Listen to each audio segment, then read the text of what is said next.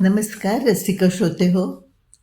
आपण वाचत आहोत नॉट विदाउट माय डॉटर हे जगप्रसिद्ध पुस्तक. आत्मकथन आहे बेट्टी महमूदीचं आणि सहलेखक आहेत विल्यम हॉफर. ह्याचा मराठी अनुवाद केला आहे लीना सोवनी यांनी. बेट्टी मुडी आणि महातो हे तेहरानमध्ये येतात. मुलीच्या घरचे लोक त्यांचं खूप आनंदाने आगत स्वागत करतात. मुलीची अमेरिकन बायको हेच त्यांच्या दृष्टीने खूप नवल असतं आणि खूप आनंदाने ते त्यांचं स्वागत करतात. बेट्टी आपल्या आईवडिलांशी फोनवर बोलते आणि तेव्हा तिला कळत नाही की त्यांना माहिती होतं की नाही की ती तेहरानला आली आहे ते. मुडीने तर सांगितलं होतं की त्याने ते सांगितलेलं आहे म्हणून, आणि आईवडिलांच्या बोलण्यावरून तिला वाटतं की आईवडिलांना माहिती नव्हतं. हे बघ, मी त्यांना सांगितलं होतं. मुडी अगदी ओझरतं उडवा उडवीच्या सुरात खांदे उडवत म्हणाला. माझ्या पोटात भीतीचा गोळा उभा राहिला. खरंच याने आईबाबांना सांगितलं असेल, पण मग त्यांनी ते नीट ऐकलं नसेल का, की हा माझ्याशी खोटं बोलत होता, असे विचार बेट्टीच्या मनात येतात. इथपर्यंत आपण काल वाचलं होतं. आता पुढे ऐकूया. नॉट विदाउट माय डॉटर, बेट्टी महमूदी आणि विल्यम हॉफर. मराठी अनुवाद लीना सोवनी. मुडीच्या नातलगांचे जथ्थे रोजच्या रोज येतच होते. पुरुष आल्या आल्या लगेच बाहेरचे कपडे बदलून पायजमे चढवून गप्पा मारायला येत. बायकांकरता आम्ही बोझरकडे रंगीबेरंगी सुंदर दिसणारी खास घरी घालायची चादर तयारच असत.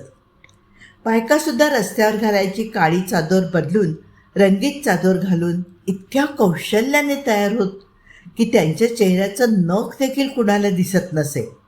पाहुणे आले की खाणं पिणं आणि गप्पा गोष्टी अटळच. हे सगळं चालू असताना मधूनच सारखे गुडघे टेकून प्रार्थना व्हायच्या. पुरुषांच्या हातात तासबीर म्हणजे जपाची माळ असायची. ती ओढत बरेचदा अल्लाहू अकबर ची घोषणाही असायची. पाहुणे जर सकाळी लवकर आले तर ते आपापल्या घरी परतायला दुपार उजाडायची. मग ते एकमेकांचा निरोप घेणं, कपडे बदलणं, दारापाशी जाऊन परत एकमेकांच्या गळ्यात पडणं, परत गप्पा, परत जायला निघणं, हे सगळं इतका वेळ चालायचं. त्या नुसत्या निरोप घेण्यात पुन्हा अर्धा पाऊण तास जायचा. काळ वेळेचं कुणाला बंधनच नसायचं.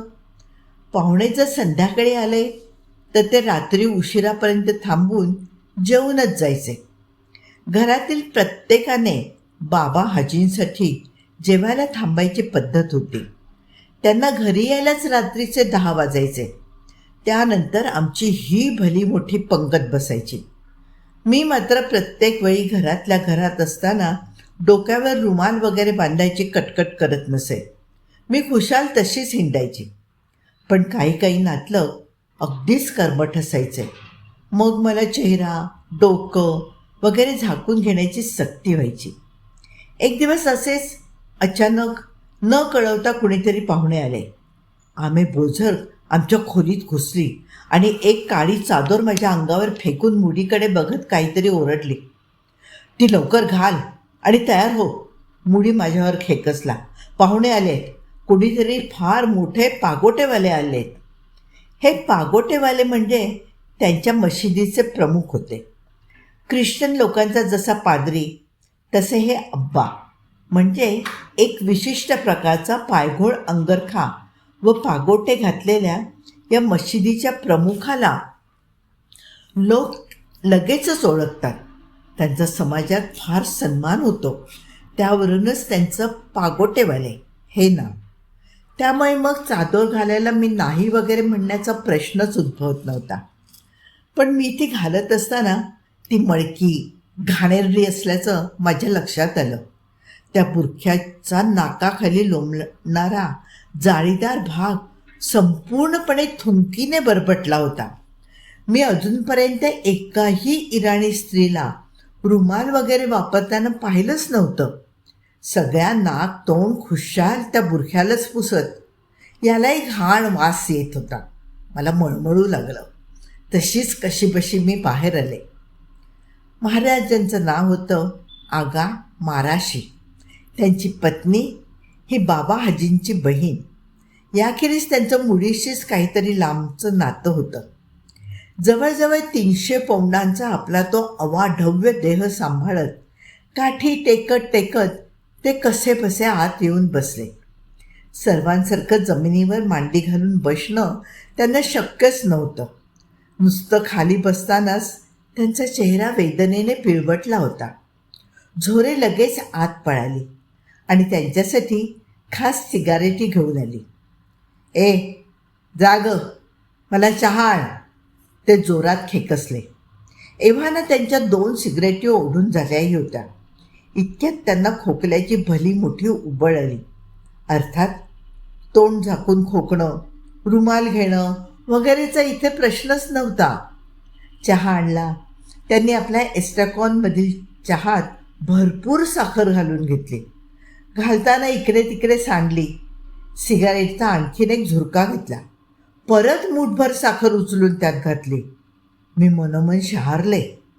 मी घातलेला हा बुरखा अधिक केळसवाणा की ज्याच्या प्रित्यर्थ मी हा घातला आहे तो माणूस, हेच मला समजेना. मला मधुमेह आहे, तुझ्याकडे येणार आहे एकदा औषध घ्यायला, ते मुडीला म्हणाले. मी सर्व वेळ आतून येणारे उसासे दाबत कशी तरी बसून होते. सगळेजण निघून गेल्यावर मी घाईघाईने तो बुरखा काढून जमिनीवर फेकला. किती घाणेरडा होता ते मुडीला दाखवलं. त्या बायका यालाच नाक पुसतात, मी तक्रार करत म्हणाले. हे बघ, उगीच काहीतरी बोलू नकोस, खोटं बोलू नकोस. तो आता रागावला होता. अरे खोटं नाही, तू बघ ना नीट हातात घेऊन. म्हणून मी त्याला नीट बघायलाच लागलं. तेव्हा त्यांनी ती गोष्ट नाईलाजाने मान्य केली. काय झालं होतं याला? हाच का माझा नवरा? ही घाण, ही गैरशिस्त याला दिसत कशी नाही? का लहानपणी यातच वाढल्या कारणाने इथं परत आल्यावर हा नेहमीची राहणी विसरला? पहिले काही दिवस मी आणि महातो शक्य तितका जास्त वेळ आमच्या खोलीतच पडून राहायचो. मुडीने कुणी पाहुणे आल्यावर बाहेर बोलावलं की मगच बाहेर पडायचं. निदान खोलीत पलंगावर तरी बसायची सोय होती, जमिनीवर तरी बसायला लागायचं नाही. बिचारी महातो, तिला खेळायला फक्त तिचा बनी होता, नाहीतर मग मी. तो उकाडा कंटाळवाणं व्हायचं. आम्हाला सारखी आमच्या घरची आठवण यायची. रोज दुपारी इराणी दूरदर्शनवर इंग्रजी बातमीपत्र असायचं. मुडी बातम्या ऐकायला मला रोज बोलवायचा. मी पण आतुरतेने जायची. बातम्या ऐकायला नव्हे तर स्वतःची मातृभाषा कानावर पडायची म्हणून. बातम्या 4:30ला सुरू व्हायच्या, कधी 15 तर कधी 20 मिनटं चालायच्या. एकंदरीतच वक्तशीरपणा, वेळेचं बंधन वगैरे या बाबतीत सगळीकडे आनंदी आनंद होता. बातम्यांच्या पूर्वार्धात इराण इराकमध्ये चालू असलेल्या युद्धाबद्दलच्या बातम्या हमखास असत. इराकच्या किती तुकड्या युद्धात कामी आल्या याचे मोठ्या मोठ्या शब्दात वर्णनं असायचे. इराणचा मात्र एकही माणूस मृत्युमुखी पडल्याचा उल्लेखही नाही. बातम्यांमध्ये नेहमी एखादी फिल्म दाखवायचे. पुरुष आणि स्त्रिया धर्मयुद्धासाठी जोरात कूच करत युद्धभूमीवर चाललेल्या असायच्या. पुरुष लढायला तर स्त्रिया त्यांच्यासाठी स्वयंपाक करायला. या फिल्मच्या अखेरीस अधिकाधिक संख्येने लोकांनी युद्धात सामील होण्याचे आवाहन असे. नंतर 5 मिनिटांच्या लेबनॉनच्या बातम्या असायच्या. शेवट केवळ 3 मिनिटं जागतिक बातम्यांसाठी राखून ठेवलेली. जागतिक बातम्यांमध्ये अमेरिकेवर उलटसुलट टीका, धादांत खोटे नाटे आरोप, काय तर म्हणे अमेरिकेत एड्सच्या रोगाने माणसं पटापट चिलट्यांसारखी मरत आहेत. घटस्फोटांचं तर काही विचारूच नका. जर एखाद्या दिवशी इराकी एअरफोर्सने इराणच्या आखातातील एखादा टँकर बॉम्ब टाकून उडवला असला तर त्याचं कारण अमेरिकेनेच त्यांचे कान फुंकले होते म्हणून. त्या बातम्यांचा मला थोड्याच दिवसात वीट आला. या असल्या धादांत खोट्या नाट्या बातम्या जर इंग्रजी वार्तापत्रात देण्यात येतात तर मग नेहमीच्या बातम्यांमध्ये इराणी लोकांना काय काय सांगण्यात येत असेल. सय्यद सलाम धोडसी उर्फ बाबा हाजी यांचं घरात मोठंच प्रस्थ होतं. ते स्वतः विशेष कधी घरी पण नसत. आम्हाला प्रार्थनेला बोलवण्याव्यतिरिक्त ते एक शब्दही बोलत नसत. तरी पण सर्वांनाच त्यांच्याविषयी आदरभाव होता. ते पहाटे लवकरच उठून नीटनेटके तयार होऊन कामासाठी निघत. ते एकदम रात्री उशिराच घरी येत. तरी पण त्यांच्या अस्तित्वाचा दबदबा दिवसभर जाणवायचा. त्यांचे वडील महाराज मशिदीचे प्रमुख होते. त्यांचा भाऊ नुकताच इराकच्या युद्धात कामी आला होता. बाबा हाजींचं वागणं तसं अलिप्तच, पण तरीही फार भारदस्त होतं. रात्रीचे ते घरी यायची वेळ झाली की घरात नुसती गडबड उडे. बाहेरच्या मोठ्या लोखंडी गेटचा आवाज तर असा की घड्याळाचा ठोका एका वेळेला चुकेल. 10 म्हणजे 10. बाबा हाजी कुणीतरी कुचबुचत्या आवाजात म्हणायचं. हा हा म्हणता सगळ्या घरादाराला कळायचं. झोरे आणि फरिश्ते या त्यांच्या दोघी मुली दिवसभर नुसत्या रुजारी घालून हिंडायच्या, पण वडील यायची वेळ झाली की पटकन गोशात शिरायच्या. आम्हाला इकडे येऊन 5 दिवस लोटले आणि मुडीने मला पण गोशाचा आग्रह करायला सुरुवात केली. तू चादोर घाल, चेहरा जरा तरी झाकून घ्यायचा, निदान रुजारी तरी घाल. मुळीच नाही, मी ठामपणे म्हणाले. तू आणि मम्मल दोघांनी मला सांगितलं होतं की मी अमेरिकन असल्याने माझ्यावर कुणी गोशाची सक्ती करणार नाही. त्या अटीवरच तर मी इकडे यायला तयार झाले. मुडीचा आग्रह कायम होता. तू बुरखा वगैरे घालत नाहीस म्हणून बाबा हाजी रागवले. शेवटी हे घर त्यांचंच आहे. मुडी माझी समजूत घालत होता, पण वरवरची. त्याला स्वतःला फारशी खंत वाटलेली दिसली नाही. उलट त्याच्या आवाजात आत्तापर्यंत कधीही न डोकावलेला एक उद्धटपणा, एक पुरुषी अहंकार मला जाणवत होता. अर्थात पूर्वीही कधीतरी या त्याच्या अहंकाराचा मला प्रत्यय आलेला होता, नाही असं नाही. आणि त्यामुळे जास्त वाद न घालता मी निदान बाबा हाजींच्या समोर चेहरा झाकायला सुरुवात केली. मला दरवेळेला आतून चीड यायची, पण मग हे सगळं नाटक थोडेच दिवसांसाठी आहे, लवकरच अमेरिकेला परत जायचं आहे असं मी माझ्या मनाला समजवायची. नव्याची नवलाई संपली आणि आम्ही बोझं तुटक वागू लागले. रोज रोज आंघोळ करण्याचा खर्चिक अमेरिकन सवयीबद्दल तिची मुडीजवळ गाऱ्हाणी सुरू झाली. आम्ही येणार म्हणून एकदा तिने स्वतः गावातल्या हम्मूममध्ये सार्वजनिक स्नानगृहात जाऊन व्यवस्थित आंघोळ केली होती. त्यात तिचा अख्ख्या दिवस खर्च झाला होता. त्यानंतर तिने आजपर्यंत आंघोळ केली नव्हती आणि आता इतक्यात लवकर आंघोळ करण्याचा तिचा बेतही नव्हता. ती आणि घरातले इतर लोक त्याच घाणेरड्या कपड्यांमध्ये दिवसच्या दिवस राहत. त्या जीव घेण्या उकाड्यात सुद्धा. हे बघा, तुम्ही रोज रोज आंघोळ करणं बंद करा, तिने मुडीला ठणकावलं. ते काही चालणार नाही, आम्ही आंघोळ करणारच, मुडी वैतागून म्हणाला. असं केलं तर शरीरावरच्या सगळ्या पेशी एक एक करून गळून पडतील, पोटात थंडी होईल आणि तुम्ही सगळे इथे आजारी पडाल. पण कुणीच कुणाचं ऐकायला तयार नव्हतं. शेवटी आम्ही आपले रोजचे रोज आंघोळ करतच राहिलो. आम्ही बोझर आणि तिच्या घरची मंडळी तशीच घाण वास मारत इकडे तिकडे हिंडत. स्वतःच्या वैयक्तिक बाबतीत स्वच्छतेचा इतका आग्रह धरणारा मुडी, पण त्याला आजूबाजूची घाण कशी दिसत नव्हती देव जाणे. शेवटी मी कुरकुर करत त्याला दाखवून देत असे, मुडी, भातात बघ किती पोरकिडे आहेत. काहीतरी सांगू नकोस. मुडी उगीच चिडला. इथलं काही मुळे आवडून घ्यायचंच नाही असं तू ठरवलंयस. शेवटी अखेरचा उपाय म्हणून मी रात्री जेवायला बसल्यावर माझ्या पानातल्या भातातून चांगले खंडीभर पोरकिडे वेचून काढले आणि ते कुणाच्याही नकळत हळूच मुडीच्या पानात टाकले. पानात एक कणही टाकायचा नाही असा तिथला दंडक. त्यामुळे त्याला ते मुक्काट्याने खावे लागले आणि माझं म्हणणं मान्य करावंच लागलं. रोज संध्याकाळच्या वेळेला धूपदाणीत धूप घालून आम्ही बोझक भुताखेत्यांना पळवून लावण्यासाठी घरभर हिंडायची.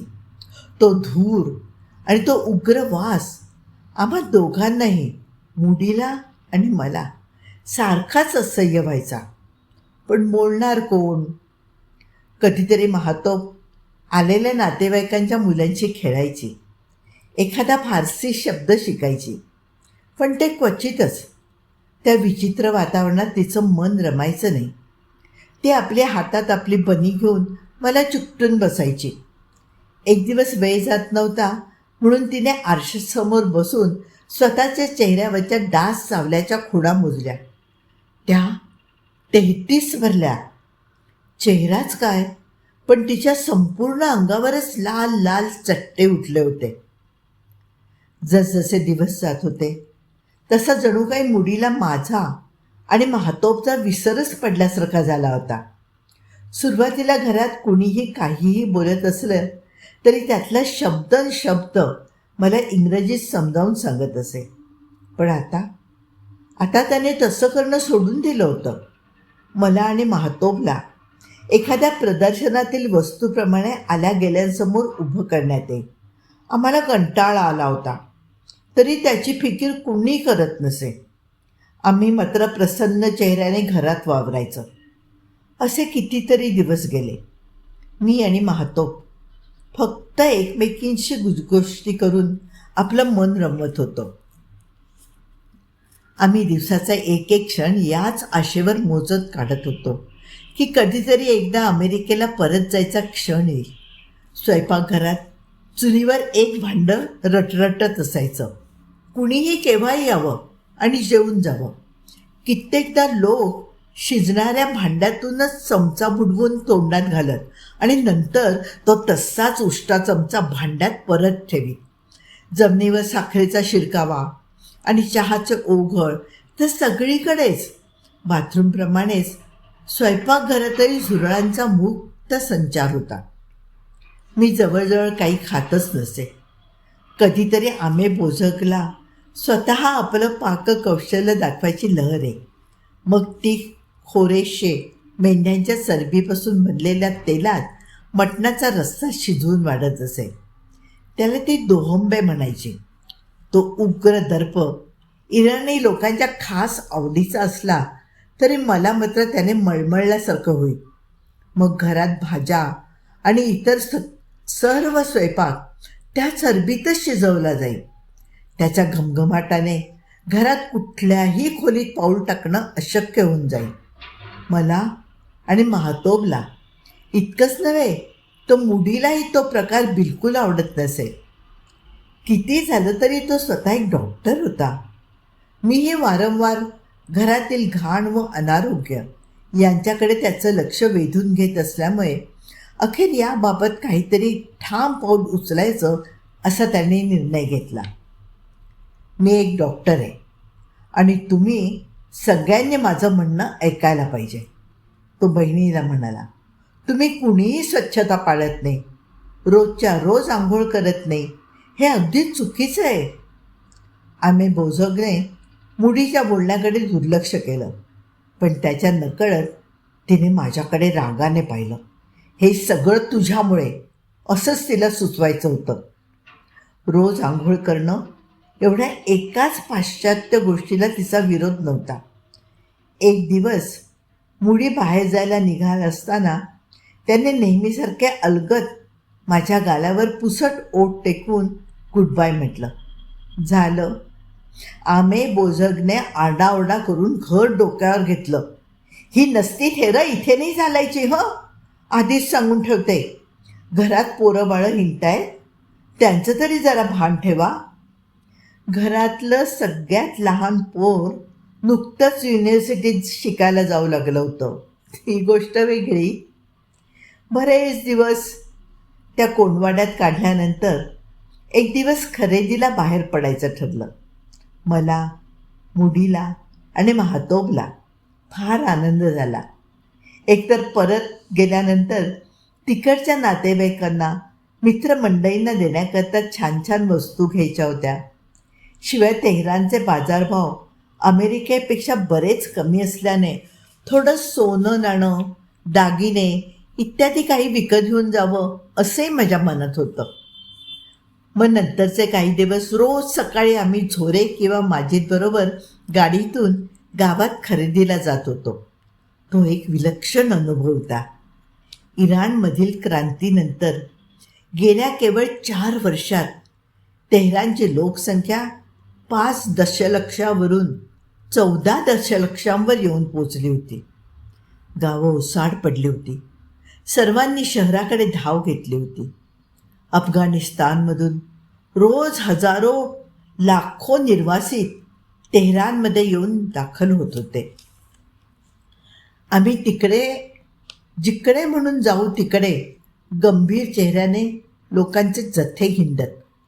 कुणाच्याही चेहऱ्यावर हास्याची पुसटशी सुद्धा रेषा नाही. झोरे किंवा माजीद त्या गर्दीतून गाडी कशी काय पुढे नेत त्यांचं त्यांनाच ठाऊक बाबा. रस्त्याच्या कडेची गटारं दुथडी भरून वाहत होती. डोंगरातून वाहत येणाऱ्या या फुकटच्या पाण्याचा लोक हवा तसा उपयोग करत. कुणी खुशाल घरातली घाण बाहेर आणून त्यात फेके, तर कुणी दुकानदार फरशी पुसायला त्यातलंच पाणी वापरे. कुणी त्यात नैसर्गिक विधी करायलाही मागे पुढे पाहत नसे. प्रत्येक रस्ता ओलांडताना आधी हे गटार ओलांडून मगच पुढे जावं लागायचं. गावात जिथे बघावं तिथे बांधकामे चालू होती, पण ती कशीही आणि कुठेही त्याला काहीच शिस्त नाही, काही नियोजन नाही.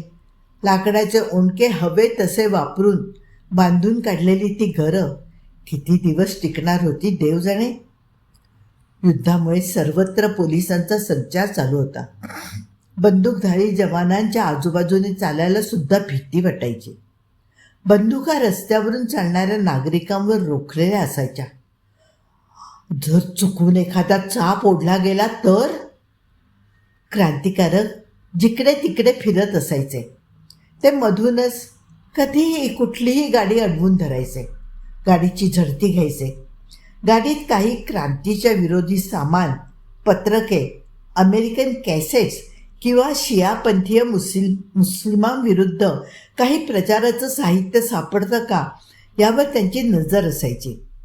अमेरिकन कॅसेट जवळ बाळगणाऱ्याला 6 महिन्यांच्या तुरुंगवासाची शिक्षा होती.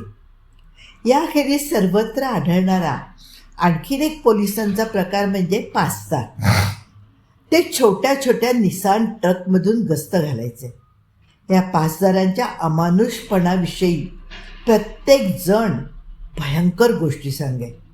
शहाच्या गुप्त पोलिसांना अयातुल्ला खोमेनीचे हे पासदार शह देण्याकरता नेमले होते. हे सर्वच्या सर्व पासदार पूर्वीचे गुंड, मोवाली, पण आता अचानक त्यांच्या हातात मनमानी करण्याचे अधिकार मिळाल्याने आणखीनच माजले होते. पासदारांच्या अनेक कामांपैकी एक म्हणजे पादचारी स्त्रियांनी नीटनेटका पोशाख केला आहे की नाही हे तपासणे. या पोशाखाच्या बाबतीतले नियम तर माझ्या आकलनाच्या पलीकडचेच होते. कित्येक स्त्रिया आपल्या तान्ह्या बाळांना अगदी राजरोज उघड्यावर पाजत असत. त्याबद्दल कोणाचं काही म्हणणं नसे, परंतु डोकं, हनवटी, मनगटं आणि घोटे यांच्यापैकी तस्सू भरे भाग उघडा पडता कामा नये. या विचित्र समाजात आम्हाला अगदी उच्चभ्रू सुशिक्षितांचं स्थान होतं असं मुळीचं म्हणणं. आमचं खानदान, आमचं घराणं, आमचं कुळशील फारच वरच्या दर्जाचं, फार सुसंस्कृत होतं म्हणे. तेहरानमधल्या इतर सामान्य लोकांच्या मानाने आम्ही बोझकसुद्धा स्वच्छता आणि सद्गुणांची खाणच मानली जाईल. आपण ट्रॅव्हलर्स चेकच्या स्वरूपात $2000 बरोबर घेणार आहोत. असं जरी मुडीने मला निघण्यापूर्वी सांगितलं असलं तरी इथे ज्या रीतीने त्याचा खर्च चालला होता त्यावरून त्याने त्याहून कितीतरी जास्त पैसे बरोबर आणले असणार हे उघडच होतं. मम्मल्लासुद्धा इथे आमच्यावर आपल्या श्रीमंतीचा, प्रतिष्ठेचा रुबाब गाजवावासा वाटत होता. अमेरिकेत आम्ही त्याच्याकरता जे काही केलं होतं त्याची इथे परतफेड करायची त्याची इच्छा असणार. त्यामुळे तोही अगदी मुक्त हस्ताने पैसे उधळत होता. डॉलर आणि रियालमधला दर काय तो कळणं फार कठीण होतं, कारण डॉलरचा सर्रास काळा बाजार चाले. बँकेत गेलं तर $1 साधारणपणे 100 रियाल मिळत, पण मुडीच्या म्हणण्याप्रमाणे बाहेर मात्र त्याहून बराच जास्त भाव मिळायचा. मला वाटतं म्हणूनच काही वेळेला तो मुद्दामच मला न घेता एकटा बाहेर जायचा. मुडीने येताना बरोबर रोख पैसेही इतके आणले होते की ते माझ्यापासून लपवून कुठे ठेवणं किंवा बरोबर वागवणं त्याला शक्य नव्हतं. त्यामुळे मग ते सगळे पैसे तो आमच्या खोलीतल्या कपाटात नाही तर भिंतीवर टांगलेल्या कपड्यांच्या खिशात ठेवी. रस्त्यावर लोक रियालचे गठ्ठेच्या गठ्ठे घेऊन का हिंडायचे ते आत्ता मला कळलं. रियालची किंमत इतकी कमी होती की बारीक सारीक गोष्टीला खूप रियाल मोजावे लागायचे. शिवाय इराणमध्ये क्रेडिट कार्डची पद्धत अस्तित्वात नव्हती. चेकने व्यवहार केले जात नसत. त्यामुळे माझ्या आणि मुडीच्या डोक्यात पैशाच्या हिशोबाचा ताळमेळ काही जमत नव्हता. इथे जरा खर्चिकपणा, थोडी श्रीमंती करणं छान वाटायचं आणि आम्ही पैसे उधळायचो. हाताने नाजूक भरतकाम केलेले उशांचे अभ्रे, भिंतीवर लावण्याचे जरीकाम केलेले देखावे व अशा इतर कितीतरी शोभेच्या वस्तू आम्ही घेतल्या. मुडीने तोपसाठी रत्नजडित कानातले, मला अंगठी, बांगड्या इत्यादी दागिने घेतले. याशिवाय मला त्याने एक अतिशय सुंदर सोन्याचा हार घेतला. फार किमती होता तो. त्याचीच किंमत अंदाजे $3000 तरी असेल. मला आणि महातोबला त्याने सुंदर सुंदर पाकिस्तानी सलवार कमीजही आणले होते. त्यानंतर आम्ही काही उत्कृष्ट लाकडी फर्निचरही पसंत केलं. जेवणाचा नक्षीदार टेबल, तशाच खुर्च्या, दिवाणखान्यात ठेवण्यासाठी मोठे मोठे सिंहासनासारखे दिसणारे सोफे आणि इतर थोडंफार सामान. मग माजिदने दुकानदाराकडे जाऊन हे सगळं सामान जहाजातून अमेरिकेला पाठवता कसं काय येईल याची चौकशी केली. त्यामुळे एकच झालं की आपण इथून परत जाऊ की नाही अशी जी काही थोडीफार भीती माझ्या मनात होती ती मात्र नाहीशी झाली. या खरेदीचा अर्थ मुडीची परतीची तयारी सुरू झाली हाच नव्हता का? एक दिवस झोरेने आणि मी इतर बायकांबरोबर खरेदीला जायचं ठरवलं.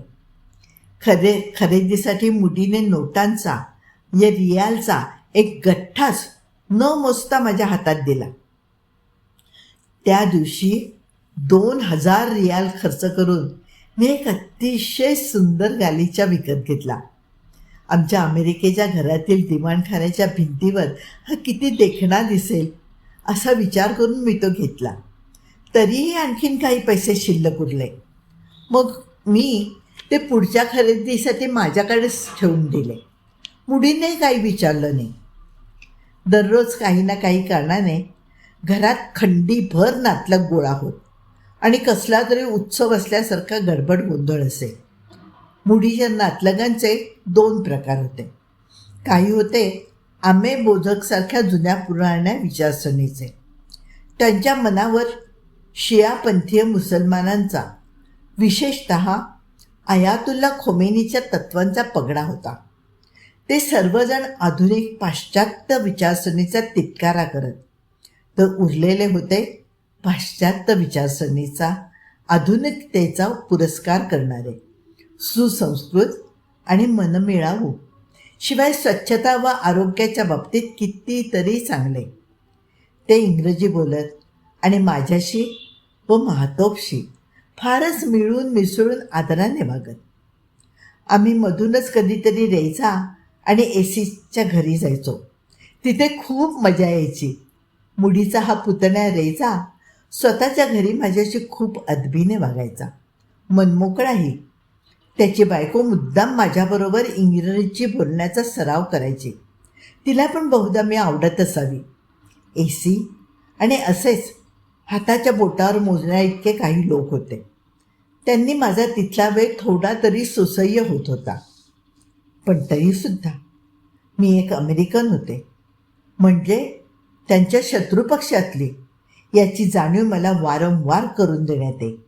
एक दिवस आम्हाला मुडीची चुलत बहीण फातिमा हकीम हिच्याकडे संध्याकाळी बोलावलं होतं. ही फातिमा 50च्या घरातली असेल. ती माझ्याशी आणि मुडीशी खूप हसून खेळून प्रेमाने वागायची. ती जरी इंग्रजी बोलत नसली तरी कधीही जेवायला वाढताना किंवा दुसऱ्या कुठल्याही प्रसंगी तिचं वागणं अदबशीर आणि प्रेमळ वाटे. तिचा नवरा चांगला उंचापुरा होता. तो मात्र जेव्हा बघावं तेव्हा कुराणातले दोहे नाहीतर प्रार्थना पुटपुटत असे. फातिमाचा मुलगा साधारण 35च्या जवळपास असे, पण तो दिसायला अगदी विचित्र. केवळ 4 फूट उंच आणि लहान मुलासारख्या चेहऱ्याचा होता. तो सुद्धा जन्मतः कुठलं तरी वैगुण्य घेऊनच आला असावा. हेही कुटुंबियांनी आपापसात केलेल्या लग्नाचं फळ असेल का? मी विचारात पडले. तोच तो माझ्यापाशी आला आणि अस्खलित इंग्रजीत माझ्याशी बोलला. इंग्रजी शब्द कानावर पडल्यावर मला बरं वाटलं खरं, परंतु त्याचं ते जमिनीकडे बघत बोलणं, तो विद्रूप चेहरा, ते सगळं नकोसं वाटत होतं. जेवण झाल्यावर तुम्ही सगळे जरा वरती चला, असं तो सांगून गेला. आम्ही वरच्या मजल्यावर गेलो. आमच्या पाठोपाठ आणखीन कितीतरी लोक आले. सगळे आपापल्या योग्यतेनुसार ठराविक जागे बसले. सर्वात उंच स्थानावर फातिमाचा नवरा बसला होता. मी प्रश्नार्थक नजरेने मुडीकडे पाहिलं, पण त्याने नुसते केवळ खांदे उडवले. त्यालाही काही समजलं नव्हतं. आता फातिमाचा नवरा मला उद्देशून फारसी भाषेत काहीतरी बोलला.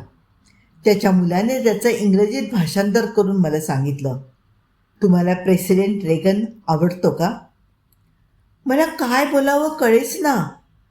मी गुळमुळीतपणे म्हटलं, वेल, हो. त्याबरोबर माझ्यावर प्रश्नांची फैर सांडण्यात आली. तुम्हाला प्रेसिडेंट कार्टर आवडतात का? कार्टर यांचे इराणबरोबर संबंध कसे होते याविषयी तुमचं मत काय आहे?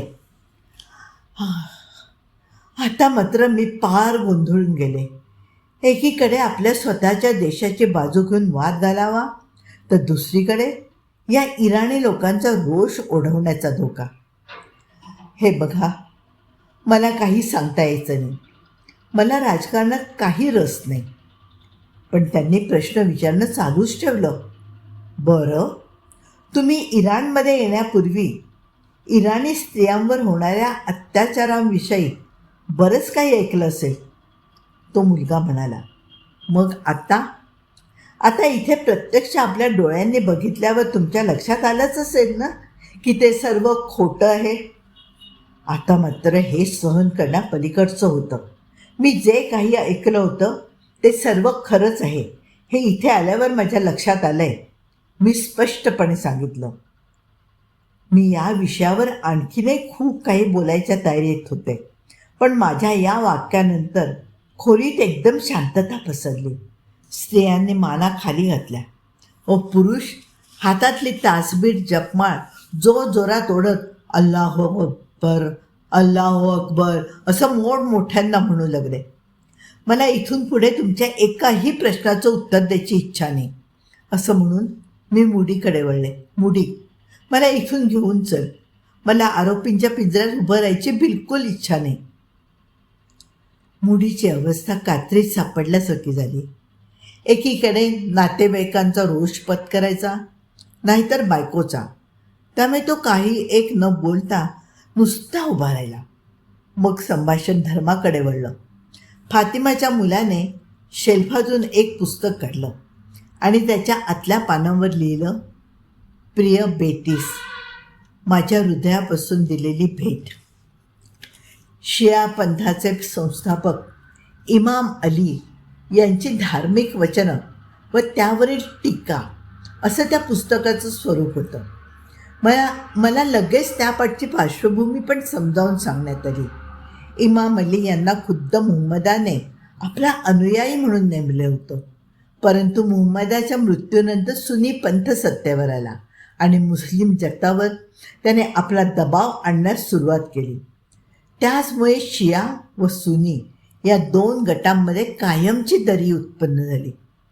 मला मिळालेली ती भेट मी शक्य तेवढा आनंदी चेहरा ठेवून स्वीकारली, पण तरीही आजच्या सगळ्या आनंदाचा विरस झाला तो झालाच. चहापाणी झाल्यावर आम्ही निघालो. आमे बोजोकच्या घरी परत आल्यावर मुडीने मला चांगलंच फैलावर घेतलं. तुझ्या वागण्या बोलण्याची पद्धत अगदीच चूक होती. तू त्यांचा अपमान केलास, मुडी म्हणाला. मुळीच नाही, मी मला मनापासून जे वाटलं ते सांगितलं. जे खरं आहे तेच मी बोलले. चुकतेस तू. इराणमध्ये स्त्रियांवर कोणतीही दडपशाही वगैरे करत नाही. उलट त्यांना अगदी सन्मानाने वागवलं जातं. मुडीचं बोलणं ऐकून माझ्या कानांवर विश्वासच बसेना. सर्व शिया लोकांप्रमाणेच तोही आता प्रचारकी थाटाचा बोलू लागला होता. इराणी स्त्रियांना त्यांचे नवरे कसे गुलामासारखे वागवायचे हे तर त्याने आपल्या डोळ्यांनीच पाहिलं होतं. अगदी आरोग्याला हानिकारक व शरीराला त्रासदायक अशा पोशाखाची स्त्रियांवर सक्ती हे उदाहरणसुद्धा स्त्रियांवरील दडपशाही दाखवून द्यायला पुरेसं आहे. त्या रात्री आम्ही एकमेकांवर धुसफूस करतच झोपलो. आमच्या जवळजवळ सगळ्याच नातेवाईकांच्या आग्रहावरून आम्ही इराणच्या पूर्वीच्या शहाच्या राजवाड्याला भेट द्यायचं ठरवलं. आम्ही तिथे गेलो तेव्हा स्त्रियांसाठी व पुरुषांसाठी वेगवेगळे दरवाजे होते. मी बायकांबरोबर एका छोट्या खोलीत गेले. तिथे आमची व्यवस्थित तपासणी करण्यात आली. आमचे पोशाख नियमाप्रमाणे आहेत का नाही तेही बघण्यात आलं. मी आमे बोझोककडून मिळालेला मोंटो, रुझारी वगैरे तर घातलंच होतं, पण पायात जाडे भरडे काळे उंच मोजे घातले होते. माझ्या पावलाचा किंवा पायाचा एक कणही उघडा पडू दिलेला नव्हता. पण तरीही त्यांनी माझ्या पोशाखाला हरकत घ्यायची ती घेतली. एका दुभाषाची मदत घेऊन तपासनीस बाईने सांगितलं की मी लांब पॅन्ट घालणं आवश्यक आहे.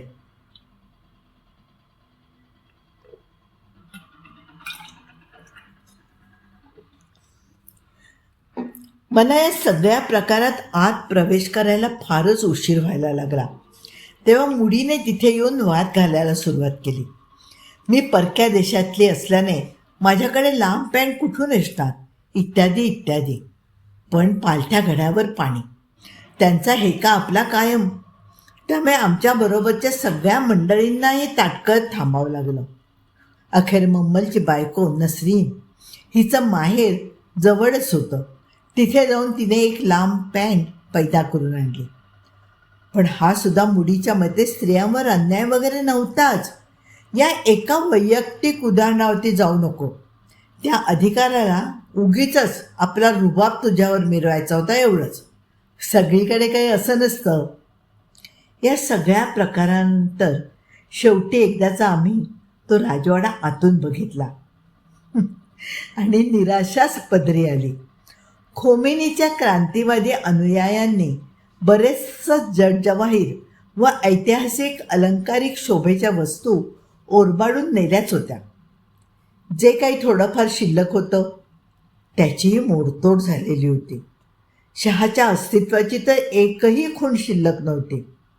परंतु शहाच्या वैभवशाली राहणीचे व वारेमाप उधळपट्टीचे वर्णन आमच्या गाईंनी आम्हाला ऐकवले. त्याचबरोबर आजूबाजूच्या झोपडपट्टीकडे आमचं लक्ष त्याने वेधलं. आसपास इतकं दारिद्र्याचं साम्राज्य नांदत असताना एवढ्या ऐशाआरामात शहा कसा काय राहू शकत होता याचं मनोमय आश्चर्य करत आम्ही सर्व दालनं पालथी घातली. सर्व उकीबुकी होती. कुणाचीही देखभाल असल्याचं लक्षण नव्हतं. मुलं इतस्ततः पळत दंगामस्ती करत होती. शेवटी इस्लामिक धर्माची पुस्तकं विकायला जो बूथ होता त्यावर बरीच गर्दी दिसत होती. एकूण सगळा अनुभव काही फारसा मनात जतन वगैरे करून ठेवण्याजोगा नव्हता. पण इराणच्या वास्तव्यातला तेवढाच एक दिवस कटला असा विचार माझ्या आणि महातोपच्या मनात आला. इथं वेळ अगदी मुंगीच्या पावलाने जात होता. आपल्या देशात, अमेरिकेत साध्या आणि सरळ माणसांमध्ये कधी एकदा परत जातो असं आम्हा दोघींना झालं होतं. आमच्या सुट्टीच्या दुसऱ्या आठवड्यात मध्यात रेझा आणि एसीने एक आगळीवेगळी विनंती केली. रेझा अमेरिकेला कॉर्प्स ख्रिस्तीला आम्ही राहत असताना एकदा थँक्सगिव्हिंगच्या सणाला घरी आला होता. तेव्हा त्याने माझ्या हातची टर्की खाल्ली होती. त्याला त्याची अजूनही आठवण होती. तशी टर्की मी परत करावी अशी त्या दोघांनी इच्छा व्यक्त केली. मला ते ऐकून इतका आनंद झाला. मी रेझाला एक भली मोठी वस्तूंची यादी दिली. सगळं सामान जमा करून आणायला त्याचा अख्खा दिवस गेला. रेझाने पैदा केलेली टर्की अगदीच हडकुळी आणि नीट स्वच्छ देखील न केलेली होती. त्यातून स्वादिष्ट पाककृती करून दाखवणं हे एक आव्हानच होतं. मी अख्खा दिवस कामाला झुंपले होते. एसीचं स्वयंपाकघरही होतं कळकटच, पण आम्ही बोझकच्या स्वयंपाकघरापेक्षा कितीतरी सुसह्य होतं. त्यात जी काय भांडीकुंडी होती त्यातच मला काम भागवायचं होतं. एसीकडे तवाच नव्हता. शिवाय तिच्याकडे ओव्हनचा तिने आजवर कधीही वापर केला नव्हता. शेवटी मला त्या टर्कीचे लहान लहान तुकडे करून एका किटलीसारख्या दिसणाऱ्या भांड्यातून भाजून काढावे लागले. माझ्या हाताखाली मुडी आणि रेझा यांची इकडून तिकडे हे आण ते आण अशी सारखी ये-जा चालू होती. मला लागणाऱ्या कितीतरी वस्तू मुळी इराणमध्ये मिळतच नव्हत्या. मग त्याऐवजी हे घाल ते घाल, या मसाल्याच्या ऐवजी तो ढकल असं करावं लागलं. शिवाय स्वयंपाक करताना सारखी अडचण यायची. इराणमध्ये हात पुसायची फडकी किंवा पदार्थाचं धरलेलं भांडं उचलण्याकरता चिमटा वगैरे वस्तू असतात याची कुणाला कल्पनाच नव्हती. ॲपल पाय बनवायचं ठरवलं तर त्याला लागणारं भांडं नाही. ओव्हनवरील तापमानदर्शक आकडे मला आणि एसीला दोघींनाही वाचता येईना. सगळ्या दिवसभराच्या खटाटोपानंतर एकदाचं टर्कीचं जेवण तयार झालं. माझ्या काही मनासारखी चव आली नव्हती, पण रेझा, एसी आणि त्यांच्या पाहुण्यांनी त्या जेवणावर चांगलाच ताव मारला. इराणमध्ये पोचल्यानंतर आज पहिल्यांदाच इतपत बरं अन्न आम्हाला खायला मिळालं. मुढीला त्या दिवशी खरोखर माझा खूप अभिमान वाटला. बघता बघता आम्ही परत निघायचा आदला दिवस उजाडला. माजीच्या आग्रहानुसार आम्ही त्या दिवशी सकाळ पार्क मेलॅटमध्ये घालायची ठरवली. त्याला आम्ही आनंदाने तयार होतो. आम्ही बोझोकच्या सगळ्या गोतावळ्यात एकटा माजीदच काय तो मला आवडण्याजोगा होता. माजीद आणि झिजा, जो आम्हाला विमानतळावर आणायला आला होता. या दोघांनी मिळून सौंदर्य प्रसाधनांचा एक कारखाना सुरू केला होता. हवा शुद्ध व निर्जंतुक करण्यासाठीचा सुगंधी औषधीयुक्त फवारा हे त्यांचं मुख्य उत्पादन होतं. मग याचा आम्ही बोझकच्या घरात कधी का वापर होत नाही हा मला प्रश्नच पडला. स्वतःचाच व्यवसाय असल्यामुळे माजीदला वेळेचं बंधन वगैरे विशेष नसे. त्याला हवा तेवढा मोकळा वेळ मिळत असे. हा वेळ तो घरातल्या मुलाबाळांशी दंगामस्ती करण्यात घालवे. महातोब आणि मी दोघी त्याला विदूषक म्हणायचो. पार्क मेलाटमध्ये आम्ही चौघेच फक्त गेलो.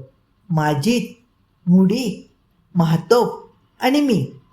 आम्ही आपलं मन रमवण्याचा जास्तीत जास्त प्रयत्न केला. पण खरं सांगायचं तर मी आणि महातोब जायला किती तास, मिनटं, सेकंद उरले आहेत तेच मोजत होतो. पार्क मेलाट होतं अतिशय सुंदर. लांबच लांब पसरलेले हिरवळीचे पट्टे आणि मधोमध बहरलेलं फुलं. माजीद आणि महातोब पळापळीचा खेळ खेळत होते. मी व मुडी सावकाश पाठोपाठ चालत होतो. किती सुंदर वातावरण आहे, माझ्या मनात आलं. फक्त ही डोक्याला रुमाल बांधायची कटकट नसती तर. आणि तो जीव घेणा उकाडा, वाऱ्यावरून येणारा तो घाणीचा उग्र दर्प. मला त्या क्षणी इराणचा मनोमन तिटकारा आला. अचानक मुडीने आपला हात हातात घेतलाय, तोही रस्त्यात, उघड्यावर. म्हणजे नियमभंग अशी मला जाणीव झाली. मी चमकून पाहिलं. त्याचा चेहरा दुःखी उदास दिसत होता. मला जरा तुला काहीतरी सांगायचं आहे, तो म्हणाला. एक गोष्ट आपण अमेरिकेतून निघण्यापूर्वी घडली आणि ती तुला अजून माहीत नाही. काय? माझी नोकरी सुटली आहे. मी दचकून माझा हात सोडवून घेतला. एका अनामिक भीतीने माझ्या पोटात गोळा उभारलेला. डोक्यात आशंकेचं काहूर माजलं. अरे पण का? कारण त्यांना माझ्याहून कमी पगारावर कुणाला तरी नेमायचं होतं. शक्यच नाही. तू खोटं बोलतोयस, मी संतापून म्हणाले. खरं सांगतोय, अगदी खरं, शपथ. मग आम्ही हिरवळीवर बसलो आणि बोललो. मुडीच्या चेहऱ्यावर निराशेचं मळक परत एकदा दाटून आलं होतं. तरुण वयातच स्वतःचा देश सोडून तो नशीब काढण्यासाठी अमेरिकेला आला होता. त्याने डॉक्टर होण्यासाठी अपार कष्ट सोसले होते. मी पण त्याला साथ दिली होती. आधी कॉर्प्स ख्रिस्तीमध्ये, नंतर मिशिगनमधील अल्पेना या छोट्याशा गावी आम्ही आमचं बिराड थाटलं होतं. तसे आमचे दिवस सुखात चालले होते. आणि मग अचानक त्रासाला, संकटांना सुरुवात झाली. त्यातील बऱ्याचशा गोष्टींना मुडी स्वतःच कारणीभूत होता. काही त्रास झाला तो मुडीच्या धर्मामुळे, तर काही मात्र केवळ नशिबाचा फेरा म्हणून. कारण काहीही असेल, पण त्याचा आर्थिक फटका आम्हाला चांगलाच बसला. इतकंच नव्हे तर मुडीचा स्वाभिमान दुखावला गेला होता. आम्हाला आमच्या लाडक्या अल्पेनातून बाहेर पडावं लागलं होतं. त्यानंतर वर्षभर मुडी डेट्रॉईटमधील एका हॉस्पिटलमध्ये नोकरीला होता. ही नोकरीसुद्धा आमच्या आग्रहाखातर त्याने पत्करली होती. आणि आता तीही सुटली होती. हा सांगतोय की तीही सुटली. तिथे बागेत बसल्या बसल्या मी त्याची समजूत काढू लागले. हे बघ, इकडे बघ, हे बघ, असू दे अरे, दुसरी एखादी चांगली, याहून चांगली नोकरी मिळेल. मी डोळ्यातले आसवं पुसता मुडीला धीर देण्याचा प्रयत्न केला. पण मुडीची समजूत पटणं अशक्य होऊन बसलं होतं. त्याच्या सगळ्या जाती बांधवांप्रमाणे त्याचे डोळे एका अनामिक द्वेषाने बारीक झालेले दिसत होते. त्याचं मन मला समजत नव्हतं. मला फार फार फार भीती वाटू लागली. दुपारी मनातलं काहूर बाजूला ठेवून मी आणि महातोब सामानाची बांधाबांध करायला लागलो. आत्ता या क्षणी जगात आम्हाला फक्त एकाच गोष्टीचा ध्यास होता, तो म्हणजे घरी परत जायचं. आत्तापर्यंत कुठल्याही जागेचा इतका तिटकारा मला कधीच वाटला नसेल. आता आणखीन फक्त एकदाच या इराण्यांबरोबर जेवायचं. यांच्या अगम्य हातवाऱ्यांमध्ये आणि गोंगाटात अजून फक्त एकच संध्याकाळ काढायची. आम्ही बरोबर नेण्यासाठी घेतलेली प्रचंड खरेदी आता या मोजक्या बॅगांमध्ये कशी बसवायची हा एक प्रश्नच होता. पण तेही काम पार पडलं. महातोपच्या उत्साहानं तर उधाण आलं होतं.